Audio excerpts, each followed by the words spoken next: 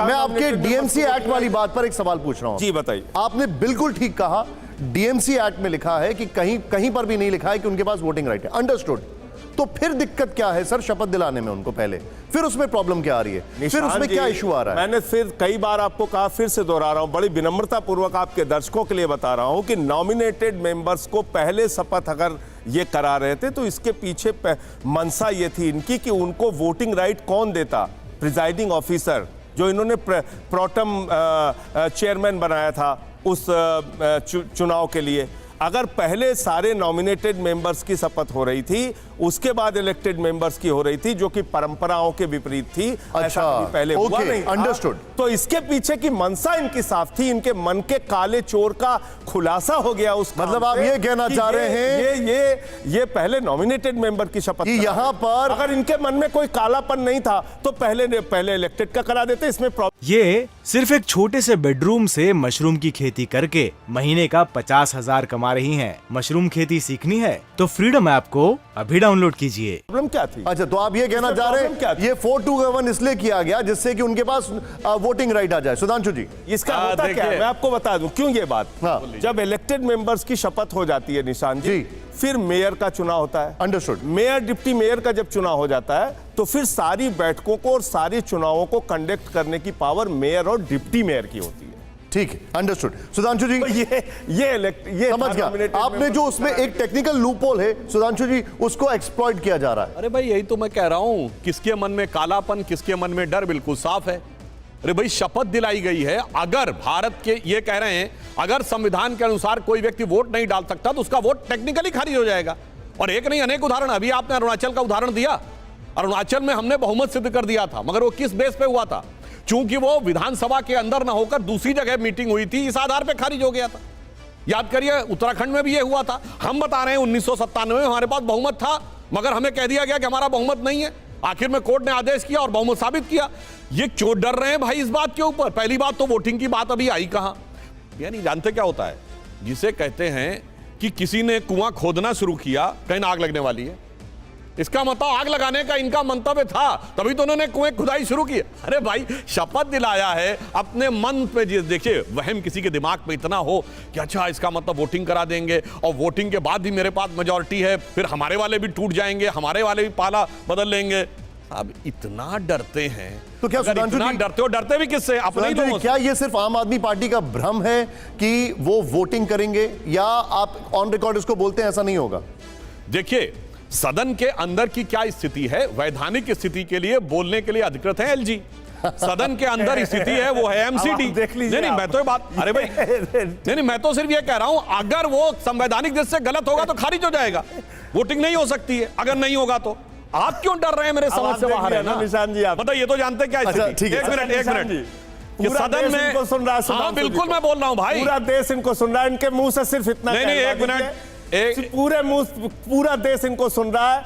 अभी पता चल जाएगा कि हम गलत थे कि ये गलत थे। इनसे एक बात कहलवा दीजिए कि हाँ नॉमिनेटेड मेंबर्स को अगर वोटिंग राइट कानून, संविधान और डीएमसी एक्ट के मुताबिक नहीं है तो हम उनको वोटिंग राइट नहीं देंगे।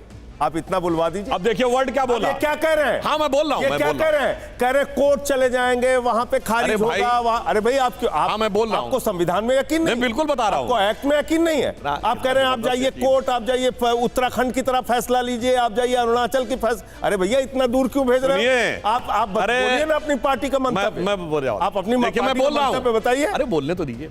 यदि संवैधानिक दृष्टि से कोई भी प्रक्रिया, चाहे वोटिंग की हो या शपथ की हो, नियम का उल्लंघन होगा तो वह प्रक्रिया अमान्य होगी।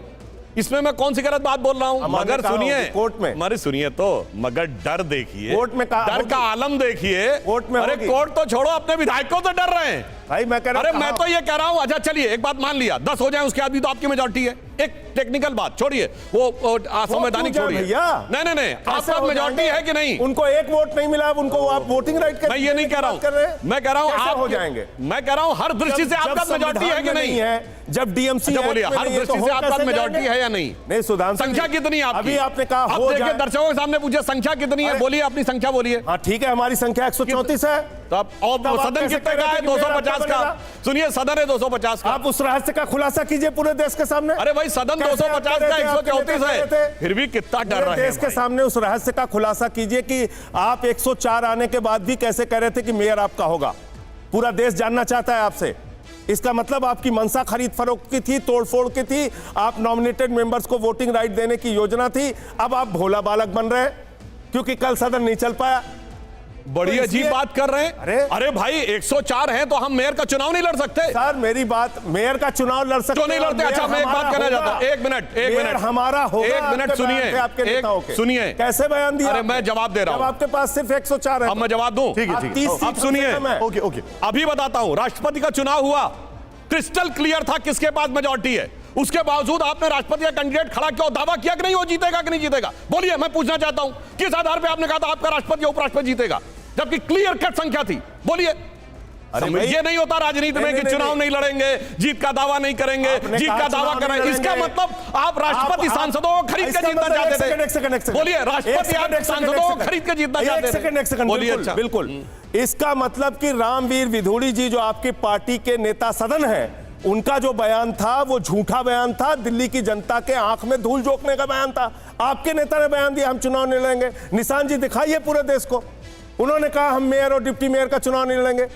आप साजिशें करते हैं, रोज रोज सरकारों को गिराने का काम करते हैं। पूरे देश में यही धंधा आपका चल रखा है और आप हमसे पूछ रहे हैं, हमसे कह रहे हैं कि आप मैं जवाब दूं। क्यों जवाब दूं भाई?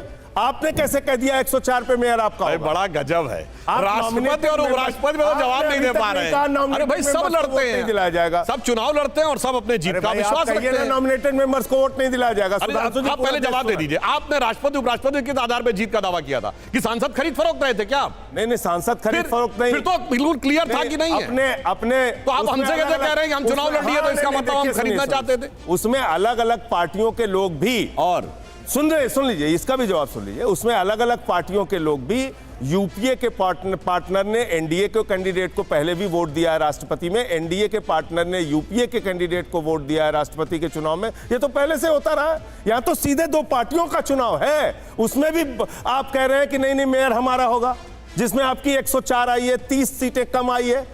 आप राष्ट्रपति के चुनाव से मेयर के चुनाव की तुलना कर रहे हैं? भाई ये तो पार्टियों के बीच का चुनाव है। उसमें तो राष्ट्रपति के चुनाव में यूपीए के पार्टनर ने कभी एनडीए के कैंडिडेट को सपोर्ट किया है, एनडीए के पार्टनर कैंडिडेट को कभी यूपीए के पार्टनर ने सपोर्ट किया। बताइए हुआ है कि नहीं हुआ है? मैं तो कह रहा हूं उसके बावजूद, सबके समर्थन घोषित करने के बावजूद क्लियर कट दिख रहा था कि राष्ट्रपति के उम्मीदवार को इतने वोट मिलने वाले हैं, उपराष्ट्रपति के उम्मीदवार को। तभी तो मैं पूछ रहा हूं भाई, आप बताइए। अरे मैं मानो आप आरोप कैसे लगा सकते हैं भाई? आप चुनाव लड़ेंगे तो संवैधानिक अधिकार है, दूसरा करेगा तो खरीद फरोख्त। अब मैं एक सवाल पूछता हूं। ओके संजय जी, आपने भी संविधान की बात कर रहे हैं, वो भी संविधान की बात कर रहे हैं। मेरा एक सवाल है, एक बात और संजय जी, एक चीज उन्होंने अभी तक नहीं कहा कि वोटिंग राइट हम नहीं देंगे। मैं आपकी बात से सहमत हूं कि मैं मेरे पास अधिकार नहीं है वोटिंग राइट के लिए बोलने का। एक मिनट संजय जी, एक बात बताइए। आपको अधिकार है कहने का कि आपके विधायक बिकने जा रहे हैं। सुधांशु जी, अधिकार नहीं है। एक सवाल, एक पार्टी का प्रिजाइडिंग ऑफिसर है, आपकी पार्टी की है ना वो सत्या जी। प्रिजाइडिंग ऑफिसर किसी पार्टी का नहीं होता है। अरे ओहो, आप संवैधानिक स्थिति तो यही है। प्रिजाइडिंग ऑफिसर, अब देखिए यही, जहां मौका लगेगा ऐसे बचाव करेंगे, जहां मौका लगेगा। इतने मत भोले बनिए। आपकी बीजेपी की 3 बार की चुने की पार्षद है सुधांशु जी। आप उससे कहलवा दीजिए। वो जब मीटिंग शुरू हो तो बोल दे कि भाई नॉमिनेटेड मेंबर्स को वोटिंग अधिकार नहीं है। देखिए शब्द क्या बोला, प्रिसाइडिंग ऑफिसर से कहलवा दीजिए। ये इनकी पार्टी की परंपरा है। आपकी पार्टी प्रिसाइडिंग ऑफिसर जो किसी पार्टी का नहीं होता, उससे पार्टी कहलवा दे। ये भी नहीं कि वो कह दे। तो फिर अच्छा, अगर किसी पार्टी का नहीं होता, कितनी सुंदर परंपरा का उदाहरण दे रहे हैं। अगर किसी पार्टी का नहीं होता तो 25 साल वाले को आपने क्यों नहीं बनाया प्रिसाइडिंग ऑफिसर, जो परंपरा रही है अब तक? अरे हमने क्या, एलजी ने भाई। हाँ, हम एलजी नहीं है। एलजी हमारी पार्टी का भी सदस्य नहीं रहे। एलजी हमारी पार्टी का तो नहीं है ना। पट भी मेरी। सुधांशु जी ऐसे मत करिए। ये सिर्फ एक छोटे से बेडरूम से मशरूम की खेती करके महीने का 50,000 कमा रही हैं। मशरूम खेती सीखनी है तो फ्रीडम ऐप को अभी डाउनलोड कीजिए।